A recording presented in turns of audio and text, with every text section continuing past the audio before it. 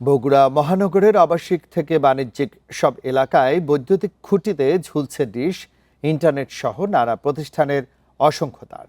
ঝড় বৃষ্টিতে তার ছিঁড়ে পড়া কিংবা বৈদ্যুতিক ত্রুটিতে ঘটতে পারে বড় ধরনের দুর্ঘটনা।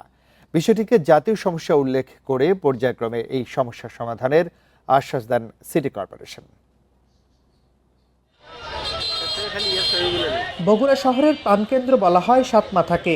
এই এলাকাটি হওয়ার কথা ছিল সবচেয়ে সুন্দর, তবে তারের জঞ্জালে চিত্রটি ঠিক উল্টো। এখানে বিদ্যুতের খুঁটি আর শুধু বিদ্যুৎ বিভাগের নেই, ডিশ, ইন্টারনেট সহ নানা ধরনের তার যে যেভাবে পারে ঝুলিয়ে দিয়েছে। এতে মাথার উপরে তৈরি হয়েছে তারের ভাগাড়। শুধু বাণিজ্যিক নয়, আবাসিক এলাকায়ও একই অবস্থা। জলেশ্বরী তোলার চিত্রই ধরা যাক। অপরিকল্পিতভাবে নানা ধরনের তার আতঙ্কে রাখে পথচারীদের। ওয়াইফাই তার আছে, এটি ডিশের লাইন, ইন্টারনেট, বিভিন্ন তার আছে। আপনি নিজেই দেখেন উপরে দেখে কি অবস্থা। শহরের ভিতরে যদি এরকম তার ঝুলানো থাকে, এটা আমাদের জন্য আসলে ক্ষতিকর, দেখতেও অসুন্দর লাগে। ঝড়, বজ্র বৃষ্টির সময় কিংবা বৈদ্যুতিক সংযোগে ত্রুটি ঘটলে বড় দুর্ঘটনার শঙ্কাও আছে বগুড়াবাসীর।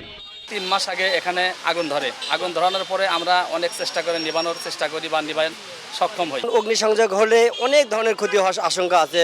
কোটি কোটি টাকার সম্পদ আছে এখানে, তারা পুড়ে নষ্ট হয়ে যেতে পারে। বছরের পর বছর ঝুঁকিপূর্ণভাবে ঝুলছে এসব তার। এগুলো অপসারণ যেন কারো দায়িত্বের মধ্যেই পড়ে না। তবে সিটি কর্পোরেশন জানাচ্ছে, এ বিষয়ে পর্যায়ক্রমে পদক্ষেপ নেওয়া হবে। এটা একটা জাতীয় সমস্যা।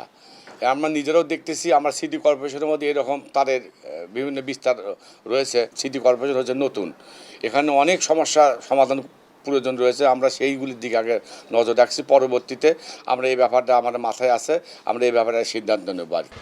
শুধু আশ্বাস নয়, প্রতিশ্রুতি বাস্তবায়ন দেখতে চান নাগরিকরা। Zahid Hasan, independent news, Bogura.